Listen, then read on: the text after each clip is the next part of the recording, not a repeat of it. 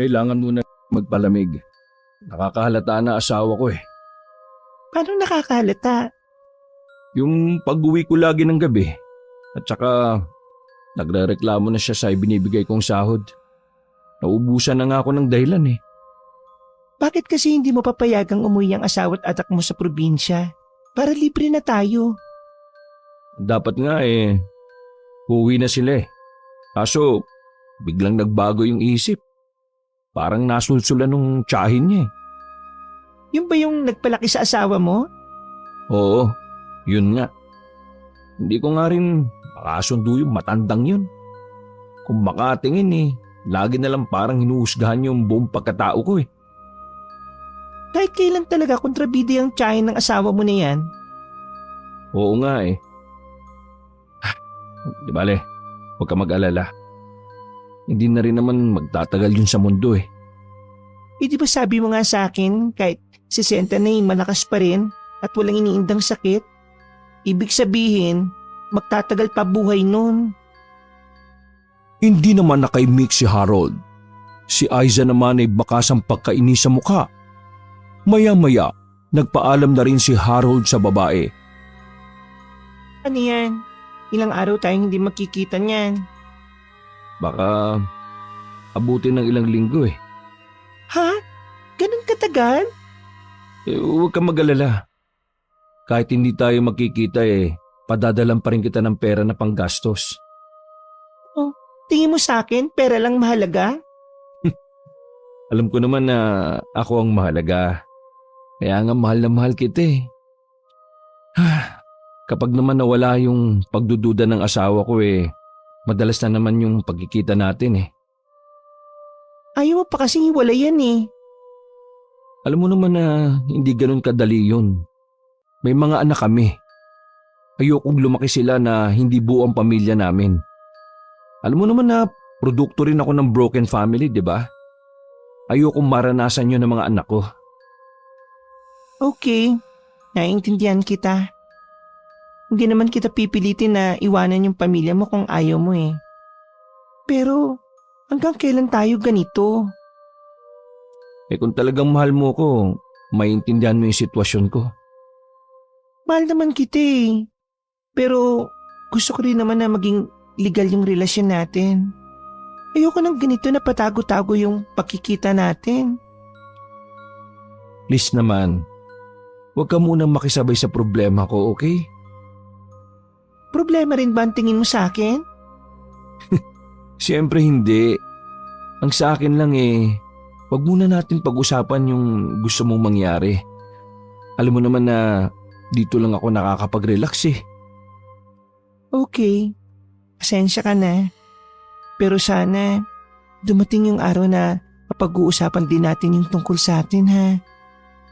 Kung ano ba yung plano mo sa akin, sa relasyon natin. Naging mailap naman ang mga mata ni Harold. Hindi siya makatingin ng diretso sa dalaga. Napapabuntong hininga na lang si Aiza nang walang makuhang sagot sa lalaki. Ano, aalis ka na ba? Gusto mo bang ipaganda mo na kita na makakain? Hindi na. Sa bahay na lang ako kakain. Gusto ko ring makasabay sa hapunan yung mga bata eh. Matagal ko na kasing hindi sila nakakasalo dahil sa madalas kong pag-uwi ng gabi na. Okay, sige. Ihatid na kita hanggang sa may gate. Sabay na silang lumabas ng bahay hanggang makarating sa may gate. Umalik pa si Harold sa kanya bago umalis. Mabigat naman na isinara ni Aiza ang gate at saka pumasok na sa loob ng bahay. Dati siyang nangungupahan sa maliit na apartment kasama ng dating katrabaho.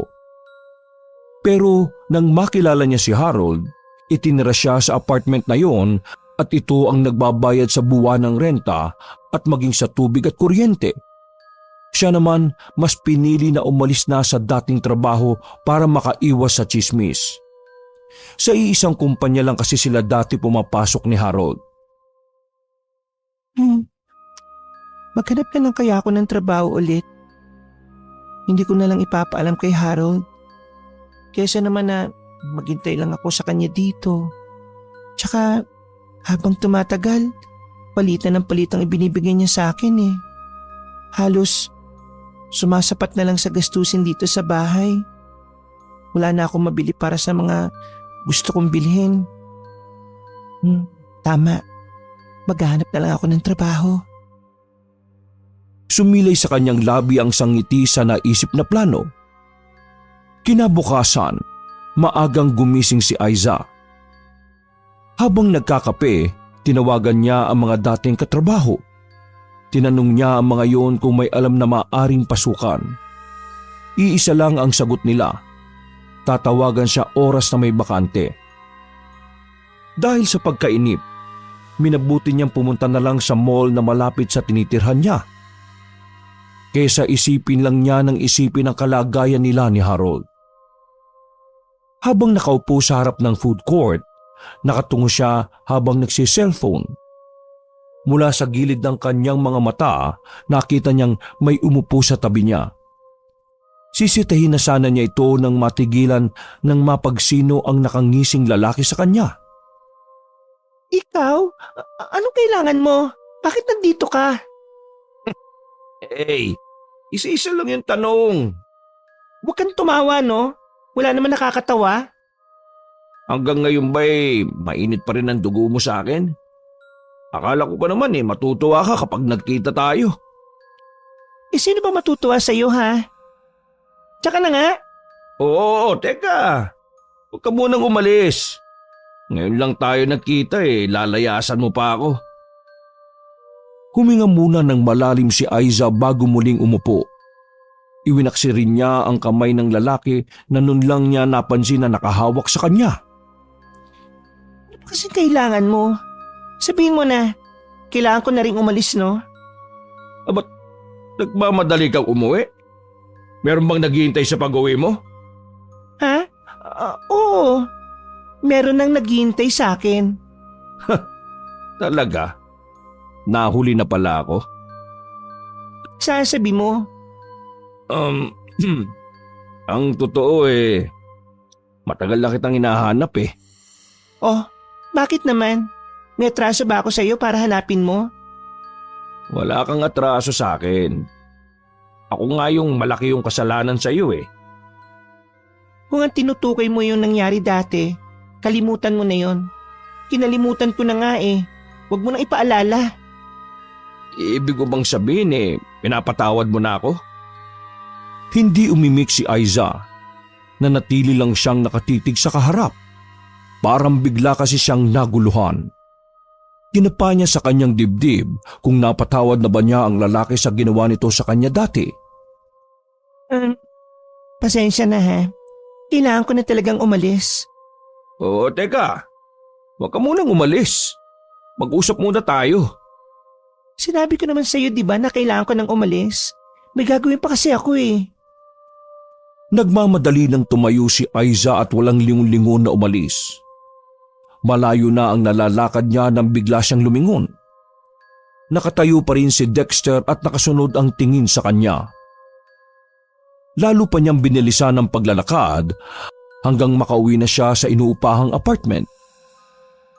Ilang araw nang hindi tumatawag si Harold kay Aiza. Hindi naman niya magawang tawagan ng lalaki sa takot na baka asawa nito ang makasagot. Mababaliw ako kung parating ganito na lang. Maghihintay kung kailan niya tatawagan. Alam ko naman kung saan ako lulugar pero hanggang kailan? Kailangan ko na talagang maghanap ng trabaho. Dahil sa nararamdamang bigat ng kalooban, hindi na napigilan pa ni Aiza na pangilidan ng luha ang kanyang mga mata.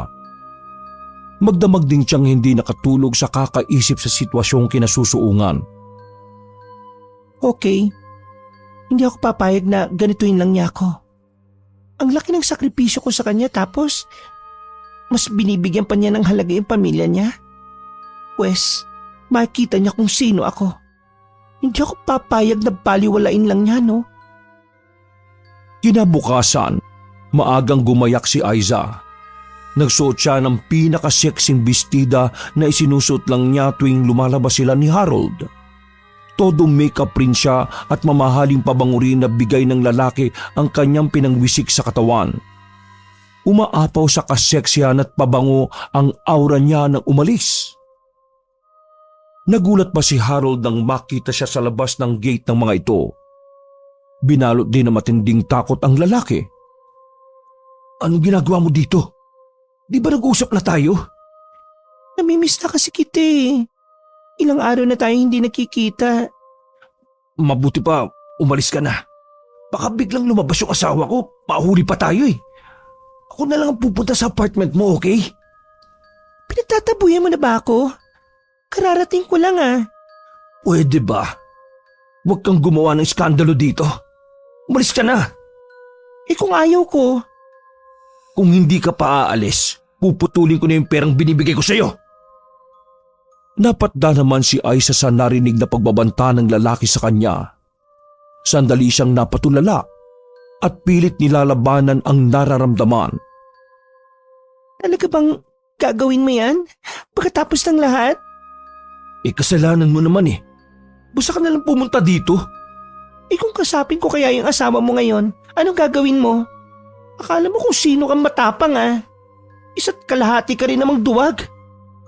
Huwag mo kong takutin na babae ka ha. Nandito ka sa pamamahay ko. Huwag mo kong astahan ng ganyan. O ano ngayon? Ito pa mapapala ko ha? Pagkatapos ng lahat? Makinig ka sa akin ha. Huwag tayong mag-away dito. Pupuntahan na lang kita. Promise yan. Pwede ka naman pala magsalita ng mahinahon eh.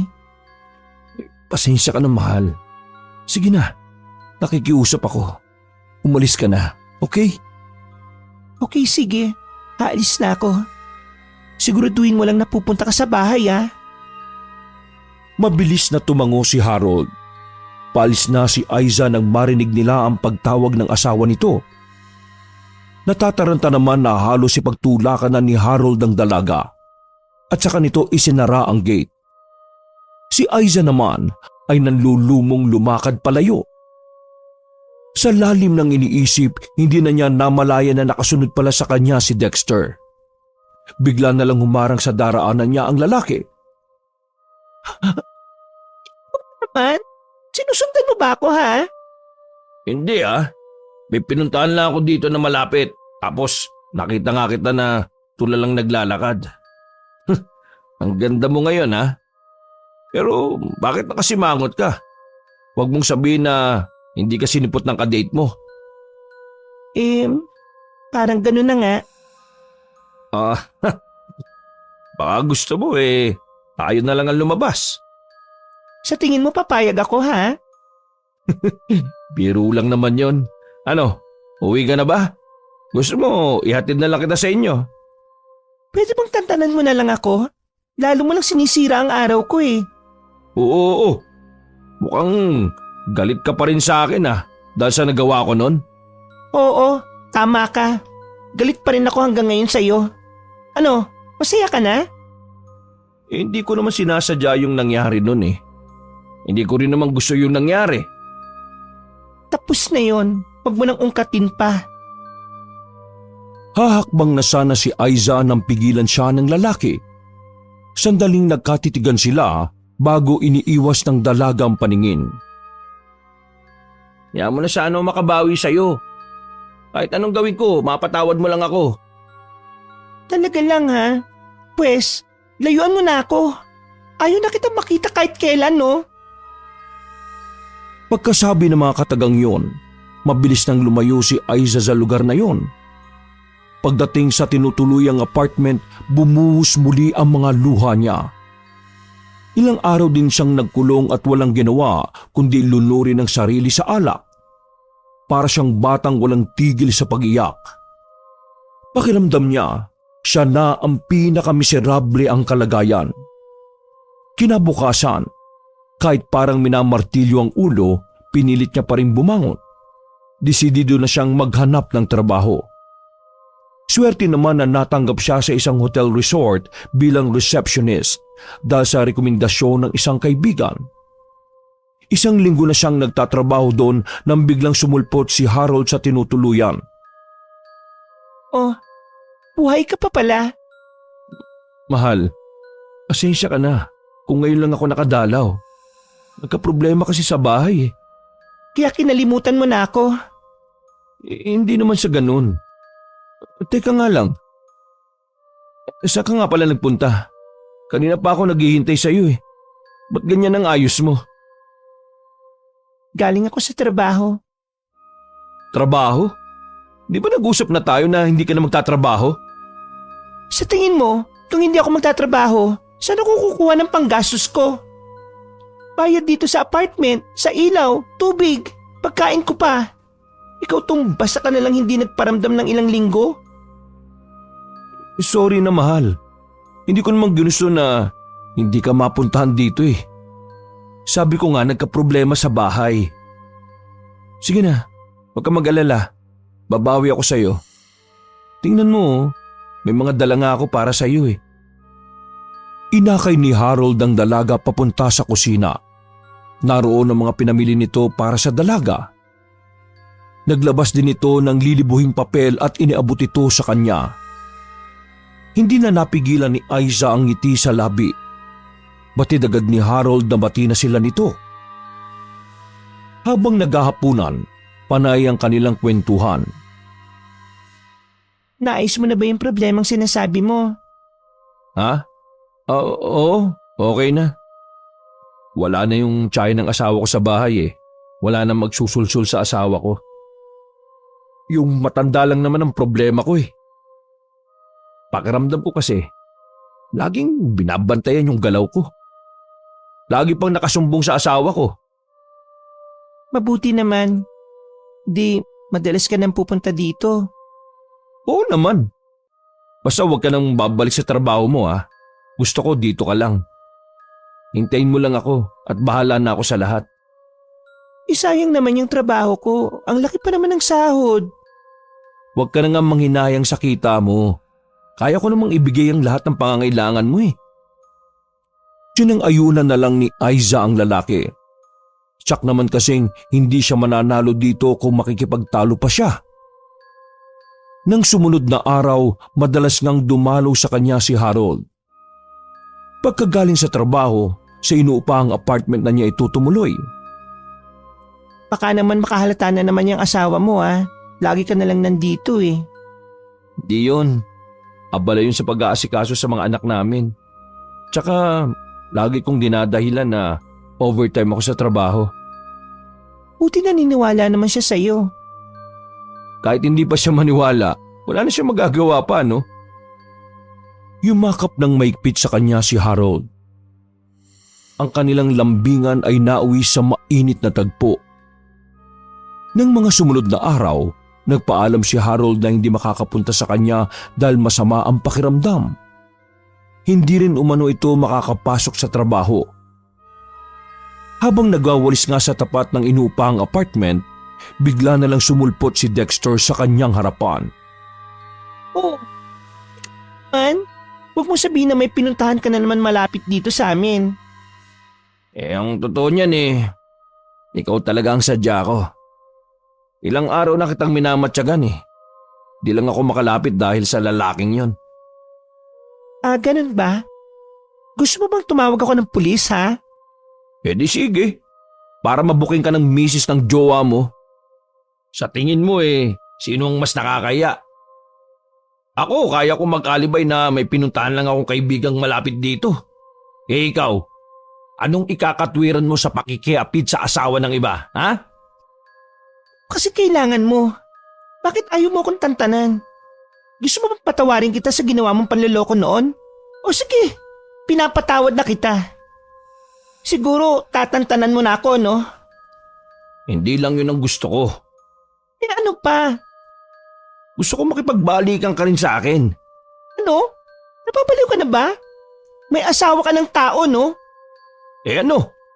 Pamilyado rin naman yung karelasyon mo ha. Tigilan mo na yung kalokohan mo, no?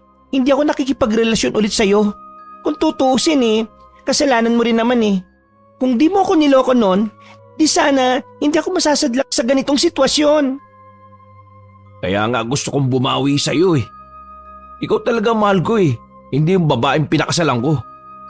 Niloko rin niya ako eh. Sabi niya nabuntis ko siya. Yung pala hindi naman. Maniwala ka. Natakot lang talaga ako noon. Pero ikaw talaga yung mahal ko. Sa tingin mo maniniwala pa ako sa'yo, ha? Hindi na, no? Akmang papasok na ng loob ng bahay si Aiza nang maagap na humarang sa kanyang daraanan si Harold. Mag-usap muna tayo. Ayoko nga pakipag-usap sa'yo. Matagal na tayong tapos. Kaya pwede ba umalis ka na? Huwag mo parang sa dinaraanan ko. Hindi. Kapag hindi ka pumayag na makipag-usap, sasabihin ko sa misis ni Harold ang tungkol sa relasyon ninyo. Kapal ng mukha mo para pagbantaan ako? Sige, gawin mo. Akala mo naman agad yung maniniwala sa'yo? Paano ko sabihin kung may ebidensya ako? Sa tingin mo kaya hindi siya maniniwala sa akin kapag pinakita ko to sa kanya? Yung mga picture nyo ng asawa niya habang magkasama kayo? Napipi naman bigla si Aiza. Dama rin niya ang panlalamig ng katawan. Hindi rin humihiwalay ang tingin niya sa hawak na cellphone ng lalaki. Parang gustong magdilim ng kanyang paningin. Hindi mo pwedeng gawin yan. Maawa ka. Bakit hindi? Simula na magkita ulit tayo, wala ka nang ginawa kundi pagsupladahan ako eh. Para naman tayong walang pinagsamahan yan eh. Patawarin mo na ako. Kaya lang naman ako ganun sa'yo dahil sa galit ko sa ginawa mo sa akin noon eh. Kaya nga di ba sabi ko sa'yo, gusto kong bumawi. Marahang napatango-tango si Aiza. Nanginginig din ang kanyang labi sa matinding takot na nararamdaman. Bago umalis si Dexter ay nagkaroon sila ng kasunduan. 2 linggo rin hindi nagpakita si Harold sa kanya pero lagi itong tumatawag at nagpapadala rin ito ng pera para sa gastusin niya. Sinong kausap mo? Wala. Kaibigan ko lang, nangungumusta lang. Ilang araw na kaming hindi nakikita eh. Ganun ba? Pwede ka naman makipagkita sa mga kaibigan mo eh. Di rin kita pagbabawalan kung gusto mong gumimik kasama sila. Salamat. Minsan nga naiinip na nga rin ako dito sa bahay eh. Kung gusto mong pumunta ng mall, magsabi ka lang ha. Bibigyan kita ng pera para mabili mo yung mga gusto mo. Tamang-tama. Ang dami pang kulang dito sa bahay. Kailangan ko pang bumili ng mga bagong gamit eh. Huwag kang mag-alala. Makukumpleto mo rin yung mga gamit natin. Gumanti ng matamis ng ngiti si Aiza sa lalaki. May ilang araw na simula nang lumipat ng ibang bahay si Aiza. Pumayag na rin siya sa kagustuhan ni Dexter na ibahay nito at magkaroon sila ng relasyon sa kabila ng pamilyado na rin nito. Nung una, nag-aalangan pa si Aiza. Sa huli ay pumayag na rin siya. Lahat kasi ng mga bagay na gusto niya ay mabilis pa sa 4:00 kung ibigay sa kanya ni Dexter. Para din siyang reyna kung pagsilbihan nito. Siya nga pala, hindi ka ba sinubukan tawagan ni Harold? Ha? Hindi eh. Ganun naman yon. Biglang lilitaw kung kailan niya gusto. Tsak na magugulat yung kapag nalaman niyang wala ka na doon sa inuupahan mong apartment. Wala na akong pakialam kung ano man ang magiging reaksyon niya ano. Ang mahalaga naman ikaw yung pinili ko. Tama lang yung naging desisyon mo. At titiyakin ko sa iyo na hindi ka magsisisi. Ibibigay ko lahat ng gusto mo.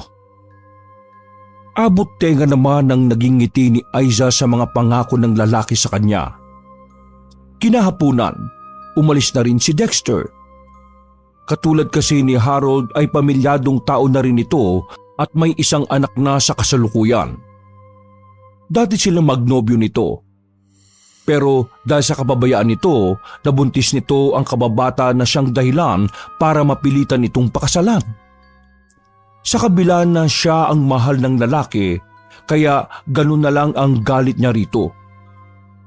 Pero lahat ng yun ay natunaw na parang yelo. Ito ang buhay na pinapangarap ko. Maraming pera, nakakain ko lahat ng gusto ko, at higit sa lahat, hindi ko na kailangan magtrabaho pa. Lahat na bibili ko ng dahil kay Dexter. Napuno ang 4 na sulok ng silid na yon ng matinis na halakhak ni Aiza habang nakahiga sa malambot na kama. Kinabukasan, nagpunta ng grocery store si Aiza. Hindi niya akalain na makikita sila doon ni Harold. Biglang bumangon ang kaba sa kanyang dibdib nang makitang galit ang lalaki. Harold, anong ginagawa mo dito? Ikaw, anong ginagawa mo dito? Ang layo naman nata ng narating mo Ilang araw na akong pabalik-balik doon sa inuupahan mo. Umaasa pa rin akong babalik ka. Kahit merong nagsabi sa akin na lumipat ka na daw ng bahay. Pabayaan mo na lang ako. Yan lang sasabihin mo? Hindi ka man lang magpapaliwanag? Gusto ko nang tapusin ang relasyon natin Bakit? May bago ka na ba? Meron ka na bang ipinagpalit sa akin? Wala. Nakakapagod na kasi ang sitwasyon natin At saka, wala namang mangyayari sa relasyon natin. Kaya mabuti pang tapusin na lang natin to. Alam kong may iba ka pang dahilan. Kaya magtapat ka na. Wala nga sabi Huwag ka na mag-iskandalo dito. Nakakahiya sa mga tao. Pinagtitinginan na nila tayo Wala akong pakialam. Basta mag-usap muna tayo. Ayoko nga. Mabuti pang umuwi ka na. Doon sa asawa mo. Halos tumakbo na si Aiza palayo sa lalaki. Hinabol pa siya nito. Mabuti na lang ay agad siyang nakatawid sa kabilang kalsada bago sunod-sunod na dumaan ang mga sasakyan. Kaya hindi na siya nasundan nito. Pagdating sa bagong bahay, tagaktak ang pawis sa kanyang noo at habol din ang kanyang paghinga. Agad siyang kumuha ng maiinom. Ilang minuto rin bago bumalik sa normal ang tibok ng puso niya. Ano niya ba ako natuntun? Hindi ako naniniwala na aksidente lang yung pagkikita namin. Sumilip pa sa may bintana si Aiza. Baka kasi nasundan siya nito. Nakahinga naman siya na maluwag nang matiyak na hindi siya nito nasundan. Nang sumunod na araw, bisita naman niya si Dexter. Marami itong dalang regalo sa kanya kaya naman halos maglulumundag na naman ang puso niya sa tuwa. Noon pa ay galante na ang lalaki sa kanya. Pero mas naging galante ito sa kanya ngayon dahil sa may magandang trabaho ito. Baka naman masanay ako niyan lagi ka may dala. Ayos lang. Basta para sa mahal ko. Siya nga pala. Hindi ba nakakalata sa iyo yung asawa mo? Hindi naman. Masyado kasi yung abala sa pag-aalaga ng anak namin May diferensya pala sa matresyon. Kaya posible na hindi na siya mabuntis. Talaga? Baka karma na rin yun sa kanya dahil sa ginawa niyang pang-aagaw niya sa iyo sa akin noon. Siguro nga. Wag na nga natin siyang pag-usapan pa. Ayokong masira yung araw natin pareho, no? Gumanti ng matamis ng ngiti si Aiza sa lalaki. Si Dexter naman ay mahigpit na niyakap ang babaeng pinakamamahal. Ilang sandali pa ay humiwalay muna ang dalaga sa lalaki para magtungo sa kusina. Huwag ka muna nga alis Ipagluluto kita ng paborito mong merienda. Sige ba? Namiss ko na nga yung luto mo Baka kapag lagi mo akong ipagluluto baka tumaba ako niyan. Hindi kasi marunong magluto yung asawa ko Ultimo pritong itlog, laging sunog. Grabe naman yon. Hindi naman pala siya marunong magluto Bakit pinikot ka niya? Palibhasa kasi, solong anak ng mga magulang kaya laki sa layaw. Pati paglilinis ng bahay, hindi marunong. Ay, kasalanan mo rin yan kung bakit nasa ganyan kang kalagayan.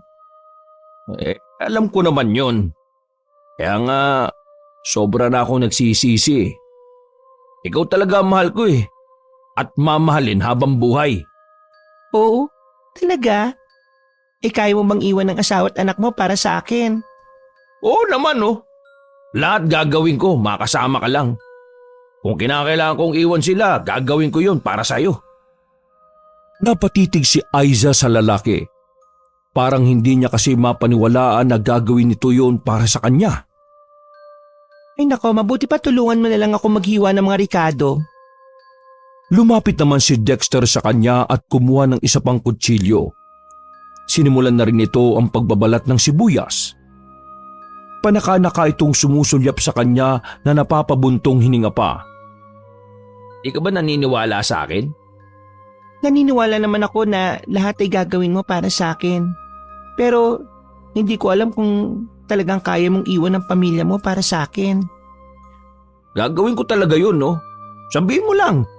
Magpapakalayo tayo. Titira tayo sa ibang lugar kung saan walang makakakilala sa atin. Ramdam ni Aiza matinding pagmamahal ng lalaki sa kanya. Alam niya na madali na lang niya itong mapapasunod sa lahat ng gusto niya.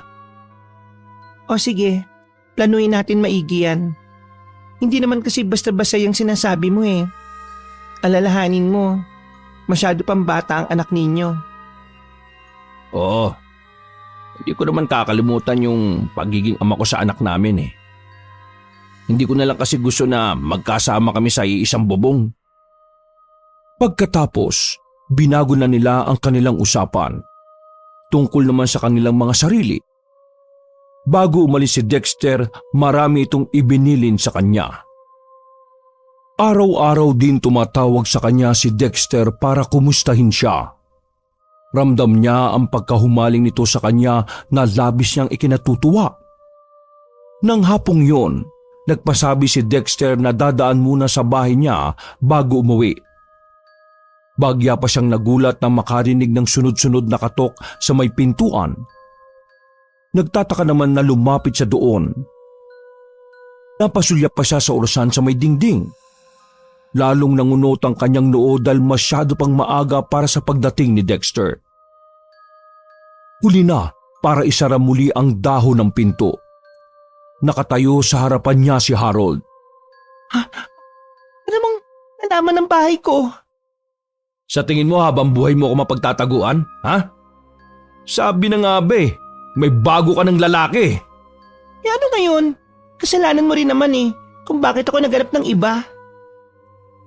Bigla namang nagbago ang ekspresyon ng mukha ni Harold. Nangingilid din ng luha ang mga mata nito. Huwag mo naman akong iwan, mahal. Patawarin mo na ako kung marami akong pagkukulang sa'yo. Alam ko, mahal mo pa rin ako, di ba? Ang pamilya mo na lang yung intindihin mo. Kalimutan mo na ako. Mahal na mahal kita. Hindi ko kaya na mawala ka sa akin. Pakiusap. Bumalik ka naman sa akin, oh. Hindi ka ba marunong umintindi? Matagal na tayong nagsasama. Hindi mo man lang ba yung pinahahalagahan? Ayusin niyo na lang ang pagsasama niyo ng asawa mo bago pa tuluyang masira. Masira? Bakit? Dahil may iba ka ng pamilyang sisirain? Napaka-hipokrita mo naman! Isang nakabibinging sampal ang pinadapo ni Aiza sa kanyang pisngi. Pareho silang natigilan pagkatapos. Sandaling nagdaan sa kanila ang katahimikan bago dahan-dahang hinaplos ni Harold ang nasaktang pisngi. Mabuti pa umalis ka na bago dumating. Ano? Bago dumating ang bago mong lalaki, ha? Oo! Bago pa dumating si Dexter. Walang-wala ka naman sa kanya eh. Siya, lahat ng gusto ko ay binibigay niya. Kahit hindi ko nga hilingin eh. Binibigay niya na kagad. Eh ikaw, kulang pa sa pamilya mo. Yang kakarampot na kita mo. Abot, kaya ba nagawa mong ipagpalit ako sa kanya? Ha? Dahil sa mas mapera siya? Kaya ko namang ibigay ang lahat ng gusto mo ah. Talaga lang ah. Pwede ba? Umalis ka na lang?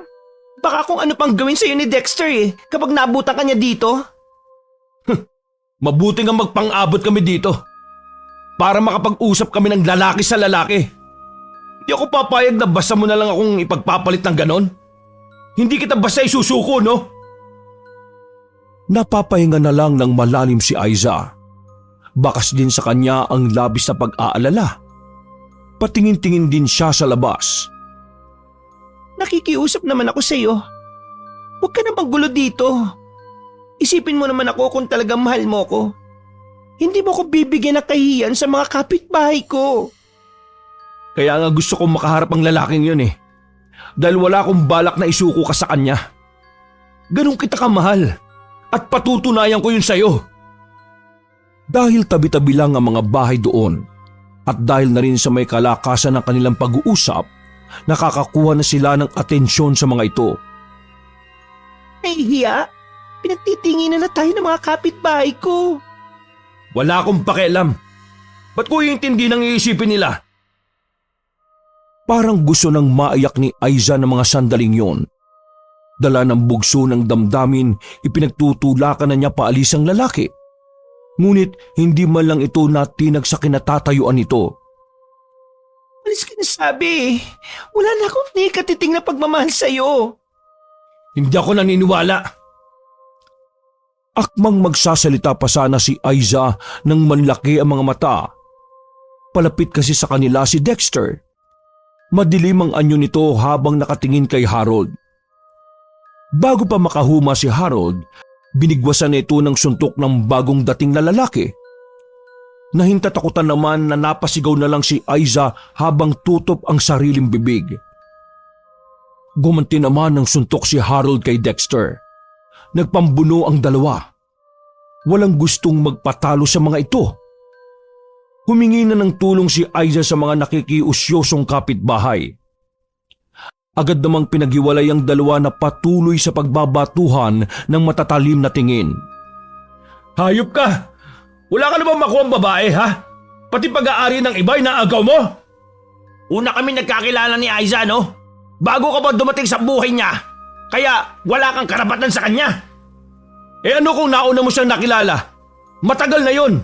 Di ba pinagpalit mo nga siya sa iba? Ang kapal ng mukha mo para balikan mo pa siya? Para sa kaalaman mo, ako na ang mahal ni Aiza ngayon. Kaya tantanan mo na siya. Hindi ko siya ipapaubaya sa'yo, no? Lahat gagawin ko para makabawi sa kanya. Ikaw ang tumigil na sa paghahabol sa kanya. Alagaan mo na lang ang pamilya mo. Hayaan mo na kami. Sa palitan ng mga salita ng dalawa, nabunyag tuloy sa mga taong nakapaligid na pareho na silang pamilyado. Puro mga nanghuhusgang mga mata ang natuon kay Aiza na nanatiling tahimik sa isang tabi. Dahil hindi pa rin nagpapaawat ang dalawa, napilitan na ang mga kapitbahay ni Aiza na tumawag ng mga barangay tanod para maawat ang pag-aaway ng dalawa. Huminto naman ang mga ito at halos magkapanabayan na umalis. Simula noon, parati na lang nakakarinig si Aiza ng mga pasaring sa kanya. Katulad ng kabit, makating babae, parang mauubusan ng lalaki, maging ang pagiging mukhang pera. Minsan, hindi na nakapagpigil si Aiza sa mga naririnig sa mga tsismosang kapitbahay.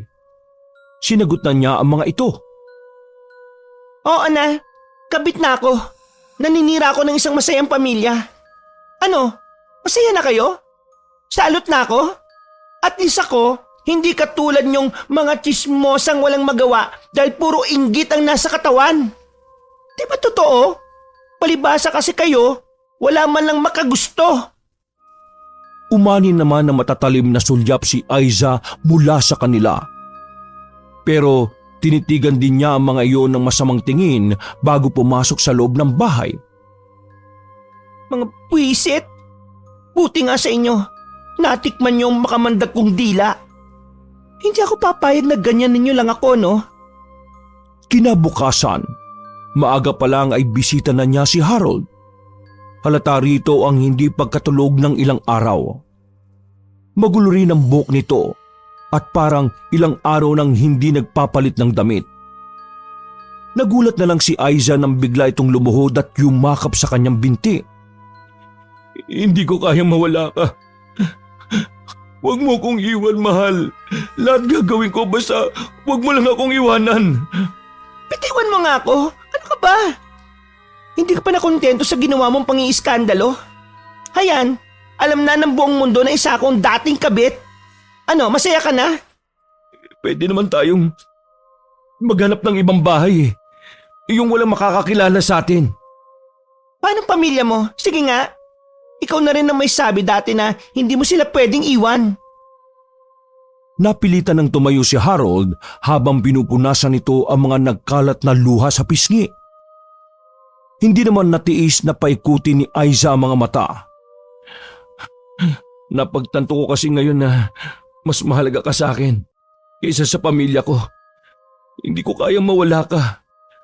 Handa ko silang iwan para sa'yo. Basta makipagbalikan ka lang sa akin. Hindi tayo maaring magsama hanggat nariyan ang pamilya mo. Naintindihan mo ba ako, ha? Kaya mabuti pang umalis ka na. Hindi ako sasama sa'yo. Iwan ko nga sila para sa'yo eh. Magpapakalayo-layo tayo. Pagkatapos ano? Parang nakikinikilit ako na ng magiging buhay ko sa'yo kapag sumama ako sa'yo. Baka mamaya dumating ang panahon na pagtatanim na lang ng kamote ang gagawin natin para lang mabuhay. Ayoko ng ganung buhay, no? Hindi yun ang pinangarap ko. Ayoko na ulit maghirap. Hindi mangyayari. Pangako yan. Gagawa ko ng paraan para magkapera tayo. Tapos, lalayo tayo. Nasundan na lang ni Aiza ng tingin ang papaalis na lalaki. Tingin ba niya rito ay parang nawawala na sa sarili? Sa ganda ko ba naman to? Kahit sino mawawala sa sariling katinoan. Ay, sana naman ay wag na siyang bumalik pa. Oo, minahal ko siya pero mas maganda ang buhay na pwedeng ibigay sa akin ni Dexter. Sorry ka na lang. Wala nang pag-asa na makipagbalikan pa ako sa iyo, no? Nang sumunod na araw, naging bisita naman niya ay si Dexter. Katulad ng dati, marami itong dalang regalo para sa kanya. Pasensya ka na kung kailangan ko pumunta dito ha. Okay lang, no? Sino ba naman ako para magreklamo kung kailan ka pupunta dito? Alam ko nagtatampo ka. Pero sana maunawaan mo rin yung sitwasyon ko ha. Kailangan ko rin kasing magpalamig eh. Mula nga nung nangyari yung iskandalo dito sa bahay hindi na ako lumalabas ng bahay. Baka mapaaway lang ako eh. Siya nga pala. Nagpapahanap ulit ako ng bahay sa kaibigan ko. Sa tingin ko mas mabuti na yung umalis ka na lang rito. Talaga? Ibig sabihin, hindi ko na kailangan tiisin yung mga parinig ng mga kapitbahay kong tsismosa? Oo. Alam ko na kasing mangyayari to eh. Kaya naisip ko na ilipat na lang kita ng ibang bahay. Siguro yung medyo malayo sa karamihan yung titirhan natin bahay. Kahit saan pa. Basta ang mahalaga makaalis na ako dito. Kitang-kita sa mukha ni Aiza ang kakaibang saya sa planong yon ng lalaki. Lingid sa kanila mula sa bukas na bintana ng bahay, tanaw sila ni Harold na matindi ang panibugong nararamdaman sa dibdib ng mga oras na yon. Halos madurog na ang kamao nito sa matinding pagkakakuyom. Akin ka lang, Aiza. Hindi ako papayag na maagaw ka sa akin ng lalaking yan. Hintayin mo lang ako. Gagawa ko ng paraan para mailayo na kita. Patuloy na lumipas ang mga araw at linggo. Hindi pa rin nakakahanap ng bagong malilipatan si Aiza. Kaya wala siyang mapagpilian kundi ang pagtiisan ang mga kapitbahay niya. Mabuti na lang, hindi na ulit nagpakita sa kanya si Harold. Buti naman at hindi na siya bumalik. Pero hindi ako dapat magpakampante. Baka mamaya bigla na lang yung sumulpot dito. Ba't kasi ang tagal makahanap ng bahay ng kaibigan ni Dexter? Dahil sa pagkainip na nararamdaman, binuksan na lang niya ang TV. Sakto naman na balita ang palabas. Ayon sa reporter na naghahayag ng balita, isang lalaki di umano ang muntik nang mapatay ang mag-iina nito. Tila nawawala na raw sa tamang katinuan ng lalaki. Nahuli pa di umano ito na nagdanakaw sa mga biyena nito habang sinasabi na lalayo na sila ng kabit nito. Agad naman nakatawag ng pulis ang kaanak ng mga biktima at napatay ito ng mga pulis ng manlaban. Kakaiba ang naramdaman ni Aiza sa balita. Kaya pinatay na lang niya yon at nagtungo na lang sa kusina. Habang naghahanda ng hapunan, tumawag ang kaibigan niya. Ito ang nakaalam ng tungkol sa kanila ni Harold. Labis siyang nagulantang sa ibinalita nito na wala na di umano si Harold. Bigla niyang naalala ang balitang napanood sa TV. Hindi maaaring patay na siya. Bakit? Walang lakas na napaupo na lang si Aiza sa may upuan habang nanginginig ang buong katawan. Magdamag din siyang umiyak dahil sa sinapit ng lalaki. Palihim din siyang pumunta sa burol nito. Ilang araw nang wala lagi sa sarili si Aiza. Madalas tulala lang siya sa isang tabi. Nakokonsensya rin kasi siya sa nangyari kay Harold. Nakarating na rin ang balitang yon kay Dexter. Baliw na yata yung lalaking yun. Paano niya natin na pagtangkaan ang buhay ng mag-iinan niya? Mabuti na lang wala na kayo ng lalaking yun bago pa siya mabaliw. Oo nga eh. Nakakaawa naman yung pamilyang naiwan niya. Ang liliit pa ng mga anak niya eh. Nakakaawa nga talaga. Pero ano magagawa natin? Nangyari na. Hindi umimik si Aiza. Nang mapansin na tila naapektuhan ng dalaga sa kanilang pinag-uusapan, minabuti na lang na baguhin ni Dexter ang paksa. Oo nga pala. May nakita ng bagong bahay yung kaibigan ko sa isang maliit na baryo. Malayo sa karamihan ng bahay. Tsak na magugustuhan mo doon dahil wala kang kapitbahay. Hindi ka mag-aalala na pagtsismisan ka. Kailangan pa ba talagang lumipat ng bahay? Baka pwedeng dito na lang ako. Oh, bakit nagbago isip mo? Wala naman. Naisip ko lang na siguro hindi na kailangan lumipat pa ako. Dahil ba sa nangyari kay Harold? Kaya ayaw mo nang umalis dito? Nananantyang tanong ni Dexter sa dalaga. Hindi naman makaapuhap ng tamang sasabihin ng dalaga. Pakiwari niya na mga sandaling yon ay lutang siya. Umiwas na lang siya ng tingin sa lalaki para hindi nito mabasa ang nasa isip niya. Sa huli, ang desisyon pa rin ni Dexter ang nasunod. Ilang araw ay lumipat na sila sa bagong bahay na kanyang titirhan. Kakaiba ang pakiramdam niya sa bahay. Bago naman ang bahay at may malawak na bakuran. Malayo din sa mga kapitbahay. Parang ibang pakiramdam ko sa bahay na to. Anong ibig mong sabihin? Hindi ko may paliwanag eh. Basta, ang bigat lang sa pakiramdam. Baka naman naninibago ka lang. Sanay ka kasing marami kang kapitbahay. Ako gusto ko dito. Tahimik at walang abala sa atin. Hindi pa pwedeng maghanap na lang tayo ng ibang bahay. Mabigat talagang pakiramdam ko sa bahay na to eh. Di sige. Pero wag muna ngayon Kasi yung inutusan ko na maghanap ng bahay na to, umuwi ng probinsya.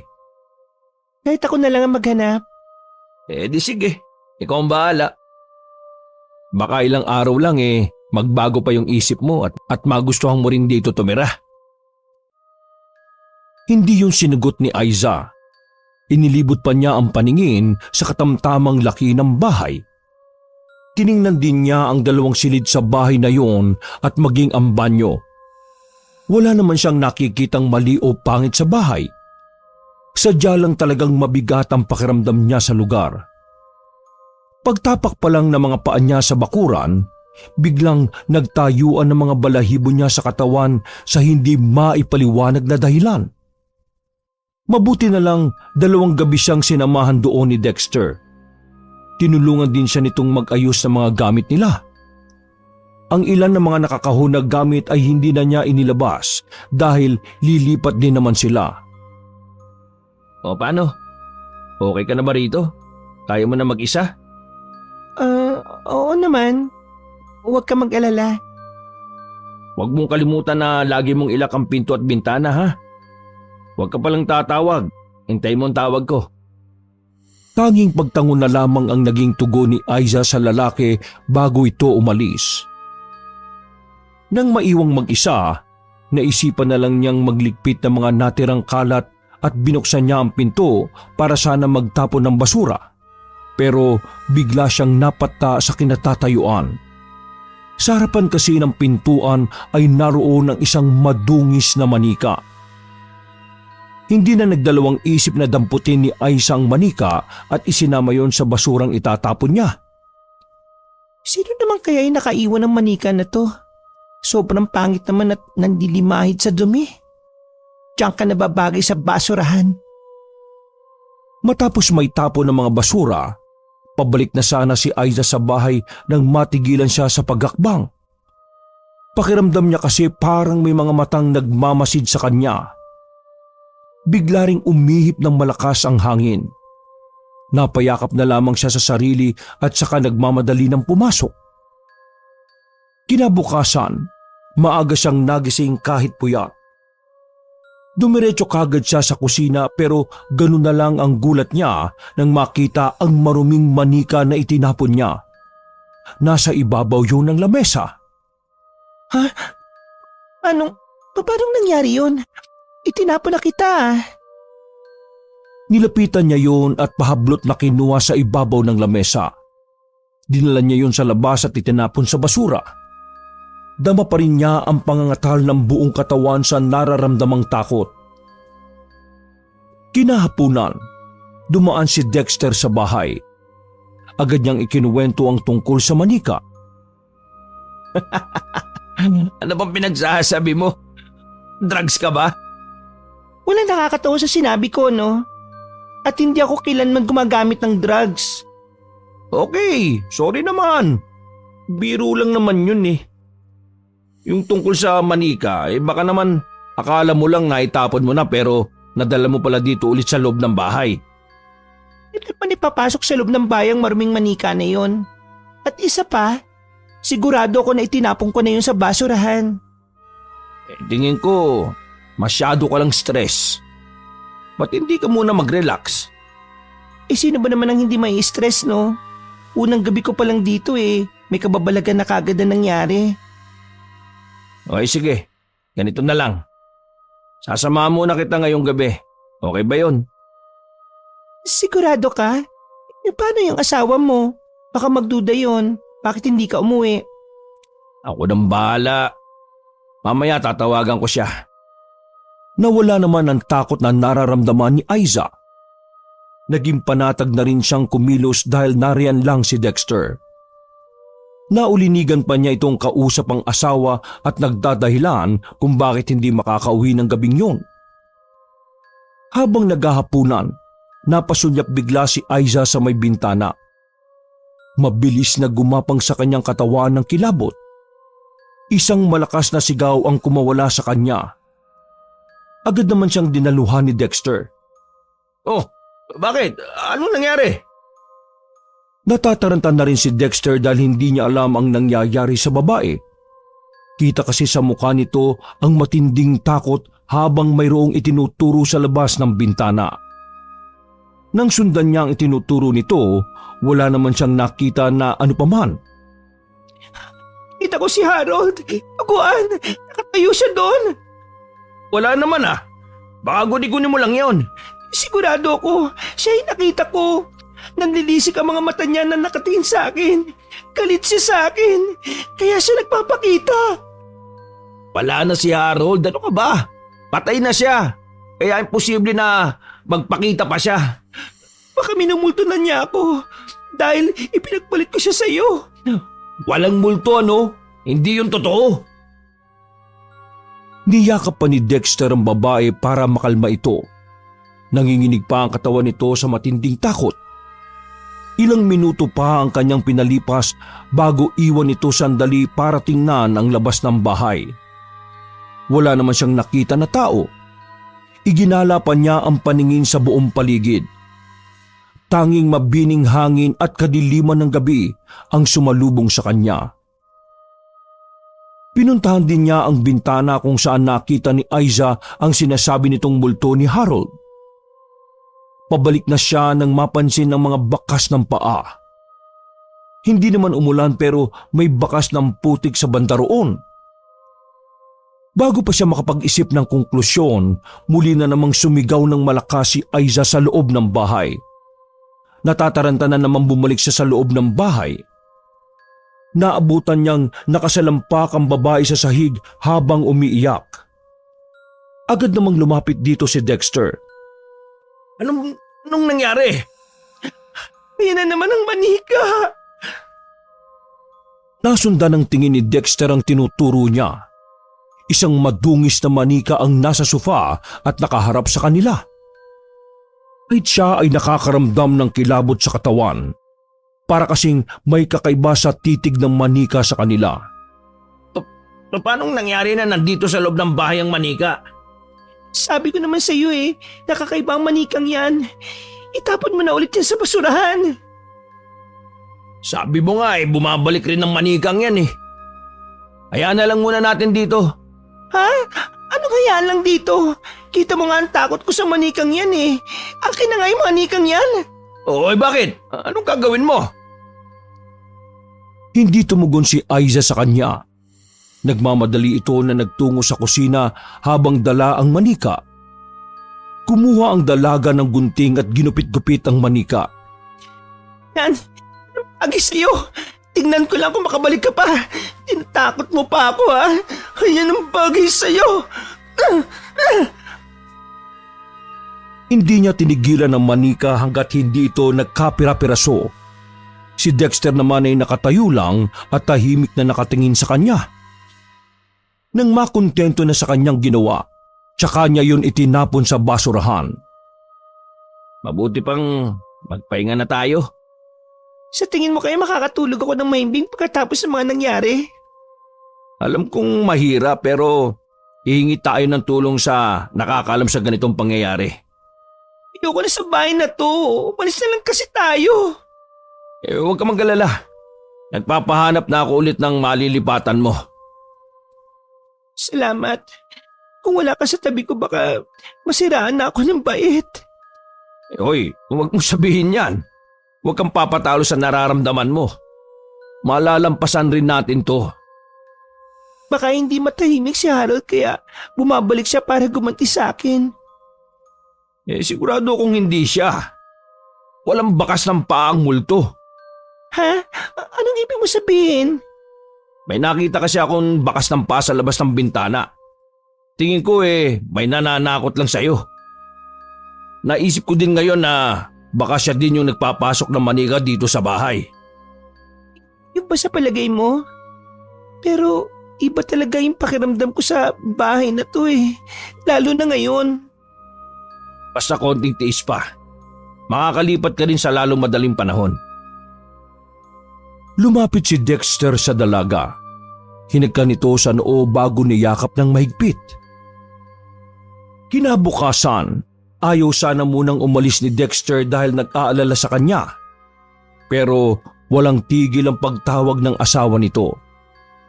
May sakit di umano ang kanilang anak at tinahanap siya. Sige na, umuwi ka na sa inyo. Kailangan ka ng anak mo. Sigurado ko ba na ayos ka lang na mag-isa dito? Oo naman. Araw pa naman O sige, susubukan kong bumalik mamayang gabi. Kahit araw, maglaka pa rin ang pinto at ng bintana. Marahang tumango si Aiza. Hinatid pa siya sa labas ng lalaki at tinanaw pa niya ang papalayong sasakyan nito. Akmang babalik na siya sa loob nang matanaw ang isang figura sa di kalayuan. Sa ilalim ng puno. Natitiyak niyang babae yun. Puro itim ang kasuotan nito maging ang belong nakatakip sa mukha nito. Natitiyak niyang nakatingin ito sa kanya. Nagbigay na naman yun ng kakaibang kilabot sa kanya. Inalisan niya ang paningin sa taong yun at mabilis na pumasok sa loob ng bahay. Sino kaya yon? Wala na yatang araw na hindi ako matatakot sa bahay na to. Mabuti pa nga tawagan ko na lang yung kaibigan ko para samahan ako dito. Kinuha na lang niya ang cellphone para tawagan ng kaibigan. Sa kasamaang palad naman, hindi ito maari dahil abala sa trabaho at nalalayuan din sa bago niyang tinitirhan. Kung sa bahay daw niya ito manggagaling, malamang na malate ito sa trabaho. Nauunawaan naman niya ang kaibigan. Mahalaga rito ang trabaho nito dahil ito ang bumubuhay sa pamilya. Nilakasan na lang ni Aiza ang loob. Nang sumapit ang gabi, marami siyang ingay na naririnig. Isa na roon ang pagtawag sa pangalan niya ni Harold.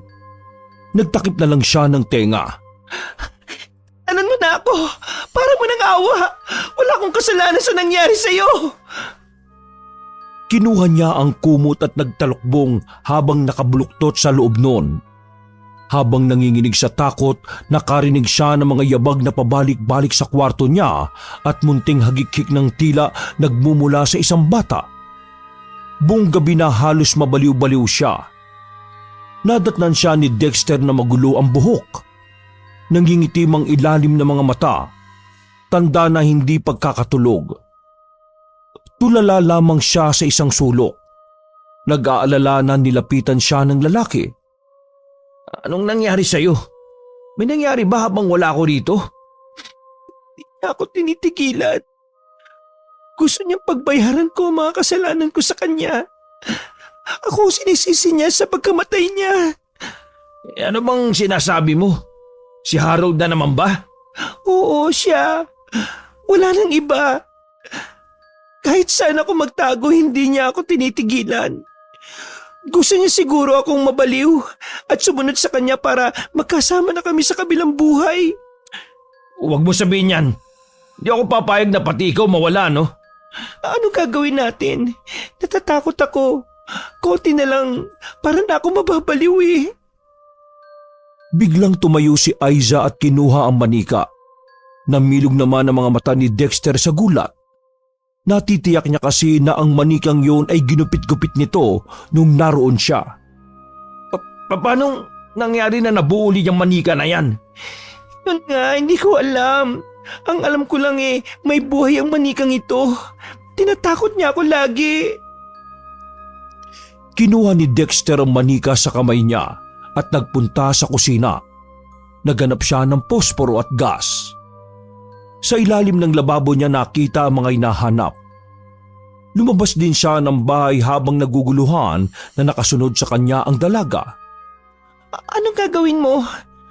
Susunugin ko ang manika na to para tapos na problema natin. Hindi nakaimik si Aiza. Tahimik lang siyang nakatingin sa ginagawa ng lalaki. Inihagis nito ang manika sa lupa at saka binuhusan ng gas. Sinindihan na rin niya ito pagkatapos. Sabay pa nilang minasdan ang pagkatupok ng manika pero nagulat si Dexter nang biglang humiyaw ang dalaga na tila nasasaktan. Oh, bakit? Anong nangyayari sa'yo? Ang init! Ang init! Susunog ang balat ko! Nagtataka naman si Dexter sa naging tugon nito. Hindi niya rin malaman kung saan nahawakan ng dalaga. Nagpupumiglas kasi ito tuwing lalapitan niya at hahawakan. Ako! Nasusunog ako! Tulong! Ha? Anong gagawin ko? Napapasabunot na lang sa sariling buhok si Dexter. Habang nakasunod sa dalaga na parang kitikiti sa likod. Ilang sandali lang tumigil na rin si Aiza. Noon lang napansin ni Dexter ang mga palto sa buong katawan nito na tila nasunog. Sabay pa silang napatingin sa matandang lalaki na binuhusan ng tubig ang manika. May kasama itong batang lalaki. Dinampot pa nito yun at saka sumulyap sa kanila. Sino ho kayo? Napadaan lang ako nang marinig namin ang sigaw ng kasama mo. Ako nga pala si Tasio at ang apo kong si Noel. Paanong nangyari na... ang ibig ko sabihin eh, bakit nyo inapula yung apoy sa manika? Sadya talaga namin sinusunog yan eh. Kung nagkataon na hindi kami dumating, malamang kasabay ng pagkatupok ng manika ay ang pagkatupok din na kasama mo. Oh, anong ibig nyong sabihin? Ang manikang ito at ang kasama mong babae ay iisa. Oh, ano bang pinagsasabi nyo? May sira yata kayo sa ulo eh. Nanganganib ang buhay na kasama mo kung hindi natin mapipigilan ang sakunang darating sa kanya. Tigilan nyo na nga po pagsasalita na kung ano-ano. Tinatakot nyo lang kami. Hindi ako nananakot, iho. Tingnan mo mga sugat niya. Katulad ng pagkasunog ng manikang ito. Ganon din ang nangyari sa kanyang balat. Nilingon ni Dexter ang dalaga sa kanyang tabi. Kita sa mukha nito ang iniindang sakit. Sinulyapan rin niya ang mga sugat nito na halos buong katawan. Nasunog rin ang buhok nito. Kailangan kita madala sa ospital para magamot ang mga sugat mo. Hindi makakatulong sa kanya ang doktor. Maaari ko siyang tulungan. Hindi niyo ba nakikita yung kalagayan niya? Doktor lang o makakatulong sa kanya. Inalalayan na ni Dexter ang dalaga para makasakay sa kanyang sasakyan. Bago umalis, nagpahabol pa ng sasabihin ng matandang lalaki. Nariyan sa kakahuyan ng bahay namin ng apo ko. Kapag nagbago ang desisyon niyo, puntahan niyo lang ako. Pero kailangan niyong magmadali bago mahuli ang lahat. Hindi na yung pinansin ni Dexter. Ang dalaga naman ay hindi maalis ang paningin sa matandang lalaki. May pakiramdam kasi siyang matutulungan siya ng matandang lalaki. Pagdating sa ospital, agad naman siyang inasikaso ng doktor. Ginamot ang mga sugat niya at niresitahan din siya ng mga gamot.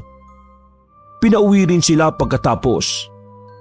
Pagdating sa bahay, doon lang binuksan ni Aiza ang nangyari kanina. Paano kung totoo yung sinasabi ng matandang lalaki? Hindi naman natin siya kilala eh. Bakit ka maniniwala sa kanya? Paano mo ipapaliwanag yung nangyari sa akin kanina? Yung nararanasan kong kababalagan dito sa bahay. Ang pagpapakita ni Harold. Kaya nga iaalis na kita dito sa bahay na to para matapos na. Hindi ganun kadali yun. Nararamdaman ko kahit saan ako magpunta. Lagi tayong susundan ng kababalagan na ginagawa ni Harold. Hindi niya tayo titigilan. Buti sana kung nandito ka lagi sa tabi ko. E di sasamahan kita hanggang makalipat ka ng bahay. Paano kung hanapin ka ng asawa mo? Magaling na ba ang anak mo? Huwag na silang isipin mo, no? Ako nang bahala sa kanila. Bahala ka. Pakiramdam ko, pagod na pagod ako. Para bang may humihigop ng lakas ko. Eh wag mo kasing isipin yan. Maging positibo ka lang. Paano? Puro na lang kamalasan na nangyayari sa akin. Siguro, parusa na sa akin to. Karma na to ng mga nagawa kong kasalanan. Mabuti pag magpahinga ka na lang muna. Ako nang bahala sa hapunan natin. Sige na. Patulog ka muna. Tahimik namang sumunod si Aiza. Inihatid pa siya ng lalaki sa silid. Nang makitang maayos na siya ay saka ito lumabas. Nagulat pa si Dexter na makitang nasa may sala ang manika na muntikan na niyang masunog. Ginagawa ng manikang to dito. Hoy, kung ano ka man ha, o kung kahit na sino pa ang nagpapagalaw sa'yo. Hindi mo kami mapaghihiwalay ni Aiza. Akin lang siya. Kaya kung ako sa'yo, bumalik ka na sa pinanggalingan mo. Dinampot niya yun at saka inilabas ng bahay. Balak sana niyang sunugin yun pero natigilan siyang bigla. Biglang pumasok sa isipan ang mga sinabi ng matandang lalaki. Sa huli, hinayaan na lang niya ang manika sa labas. Pagpasok niya, ganun na lang ang takot na bumalatay sa kanyang mukha. Naroon kasi sa sofa ang manika. Paanong nangyari yun? Sinong kausap mo? Oh, bakit ka lumabas ng kwarto mo? Narinig ko kasi na lumabas ka. Ba't nandito yung manika na yan? Eh yun nga eh. Nagtataka ako kung paano nakabalik dito sa loob ang manika na yan. Eh inilabas ko na yan. Baka nga totoong sinasabi ng matandang lalaki. Yung manika at ako ay iisa. Eh yan ka na naman eh. Naniniwala ka na naman sa mga sinasabi ng matandang yun. O sige nga, paano mo ipapaliwanag ang nangyari? Ewan ko kung paano ipapaliwanag. Pero nasisiguro ko, merong sagot sa lahat ng nangyari ngayon. humingi na tayo ng tulong. Sa pari kaya o kahit kanino. Oo, hihingi tayo ng tulong. Bukas na bukas din. Mahigpit na yumakap si Aiza sa lalaki na ginantihan rin ito ng mahigpit na yakap. Napasulyap si Dexter sa makina na nakaharap sa kanila. Hindi niya tsak kung guni-guni lamang niya na makitang biglang nanlalim ang mga mata nito.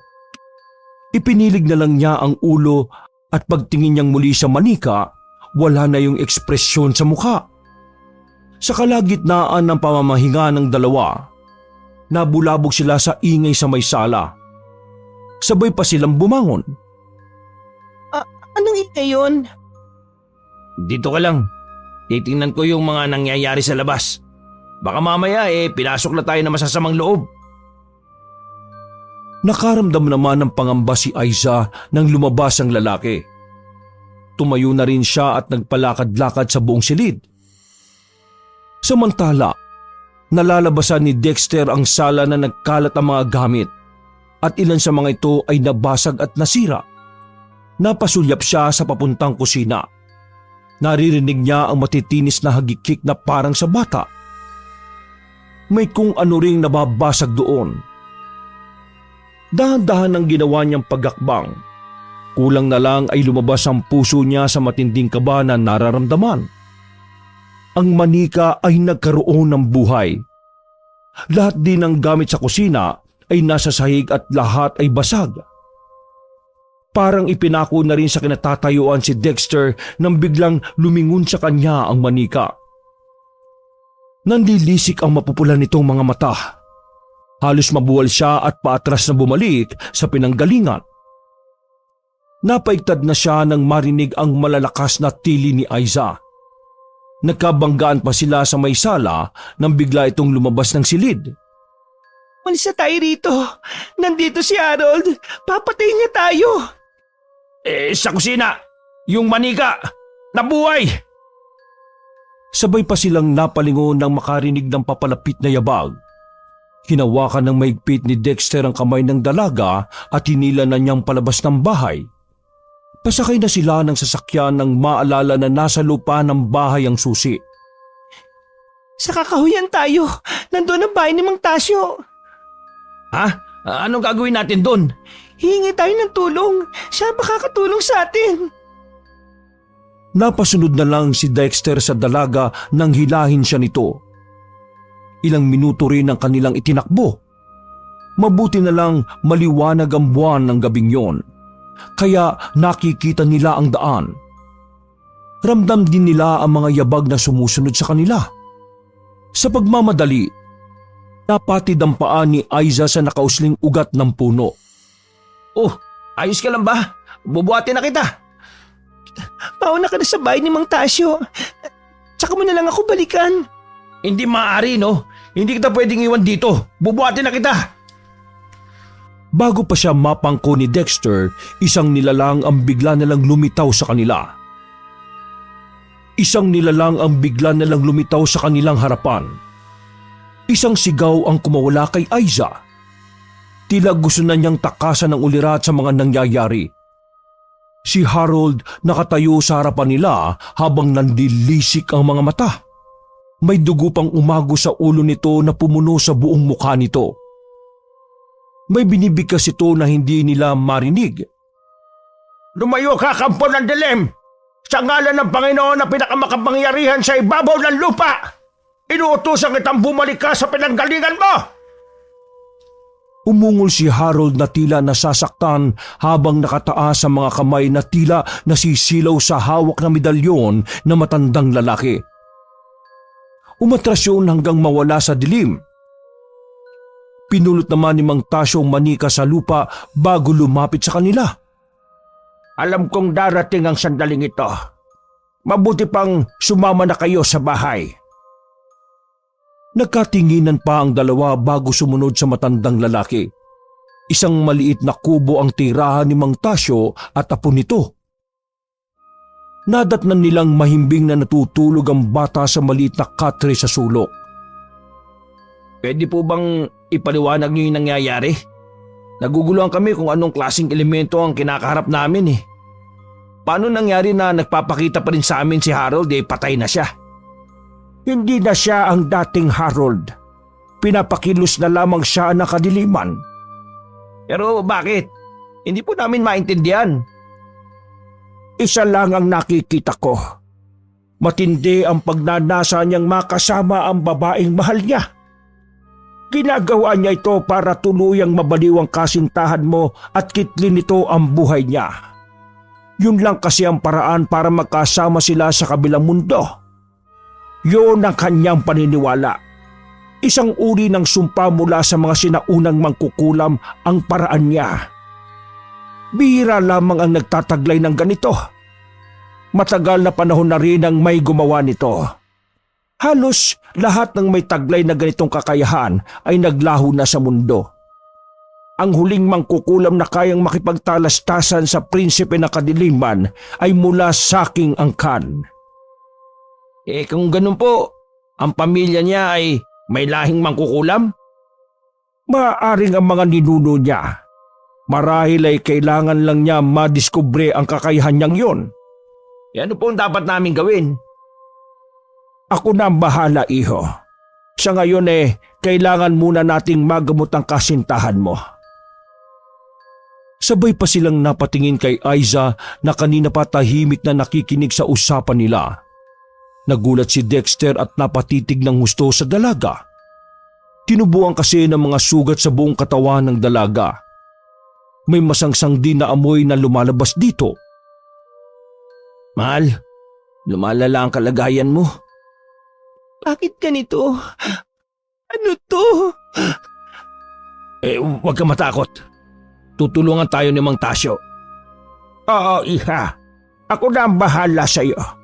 Magtiwala ka lang at manalig na malalampasan niyo ang pagsubok na to. Kahit nakakasulasok ang amoy na lumalabas sa katawan ng dalaga, niyakap pa rin ito ni Dexter para aluin.